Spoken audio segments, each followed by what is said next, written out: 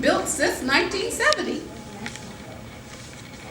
There is no density, no low income, no opportunity for affordable housing in the Venice community as it was in 1970. Now, how many years is that? From 1970 to the current year, 2020, no low-income housing has been built in Venice. However,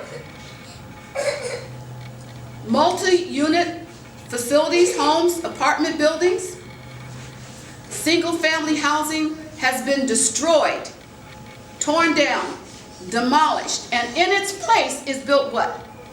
Mega man. Big ugly boxes. Concrete, glass front, two-story, single-family residence. At what cost? Millions. Can low-income people afford $4,000, $5,000, $10,000 a month to live? No. And so you can see the dwindling of people in the community that look like you, that look like me, that are at the economic levels across a spectrum, cannot happen. And so what happens as a result of that is the diversity of the community is no longer there. That the economic diversity, the racial diversity, the cultural, the historical diversity that enriches a community is no longer here.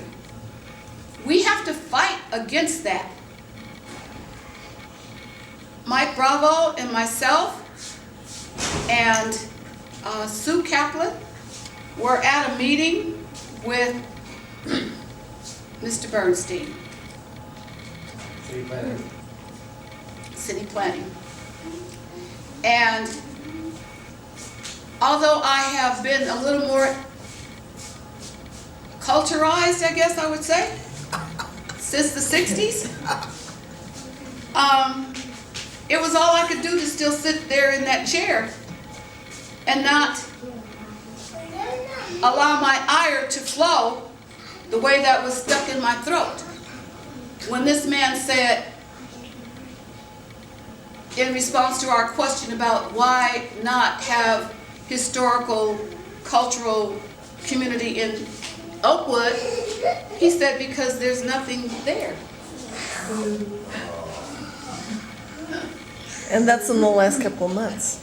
Oh, that was a month ago we had that meeting, right, Mike?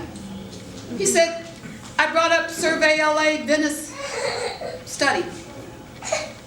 And he said, well, Allison Rose Jefferson didn't really write anything in there about saving the Venice community, the Oakwood community. We don't have a map here, but if you saw the map, looking down on the Venice community, the Oakwood part of it is blank. There's nothing there. It's like a big hole in the ground. And when you say, well, what happened to historical preservation here? What happened for why there's no markers here to designate what should be saved? There's nothing of the cultural trails where horse and buggies used to travel the streets here. What happened to the housing that has been there since the early 20s? What happened to the designation of home ownership that was bought by African Americans in the time when people didn't think that they should own things? What happened to the designation at that time of the Monday Women's Center? Well, there was nothing there. But never fear, we're here to help you.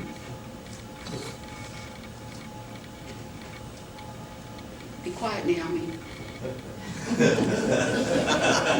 Don't you say it. Help us do what? We can't have a cultural or historical overlay because you say there's nothing there. We can't save anything. Why do you think we can't save anything? Because you destroyed it already.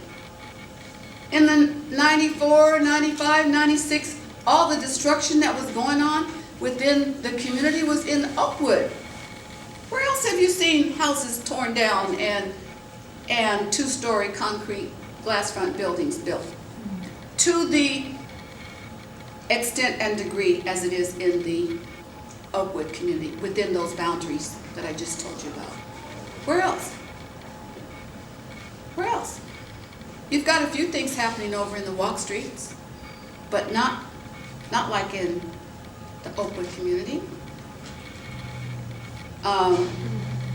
So what do we do about it? It's not too late.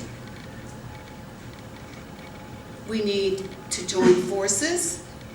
We need to talk about social justice. We need to talk about education. We need to talk about jobs. We need to talk about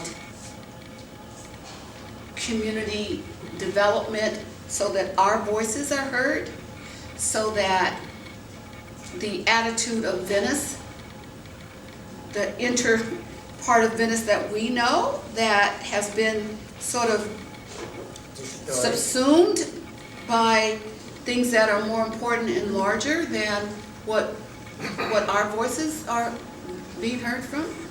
And so where does that begin? It begins right here, or it continues right here, because a lot of people in the room have been fighting for years and years and years. First Baptist Church, we're going on to our 3rd year of trying to save First Baptist Church, and they lied, which seems to be just a common kind of thing these days. It's like lying is the norm. And so so you put forth a proposal for adaptive reuse. This is a story about First Baptist Church. And you say that you're going to keep the framework of the church, the structure of the church, the external view of the church, but you're going to make it your personal residence. First Baptist Church, which the original church started in 1908? 10. The discussion started before then because African American people were looking for a place to worship. Couldn't worship in white churches unless you sat in the balcony in the back of the church or outside listening. So they looked for a place to worship. And Abbot Kinney, Arthur Reese, and as we looked at their relationship with Abbot Kinney, and these are people who were prospering because they were building their own homes and bringing people out from their states to continue the work that was going on and to continue to build community. And so these are the people that started First Baptist Church. Right there on 7th and Westminster, on the southwest corner, they built a church. That church was phenomenal. Phenomenal. At a time in our history when personalities like W.E.B. Du Bois, personalities like Alan Clayton Powell Sr., personalities where historical individuals who were fighting for justice and fighting for assimilation into society. I don't like to necessarily use the word integration. We never have been integrated. That may sound like an untruth, but we have never been integrated. I want you to sink that in for a minute. People of color have never been integrated in this society.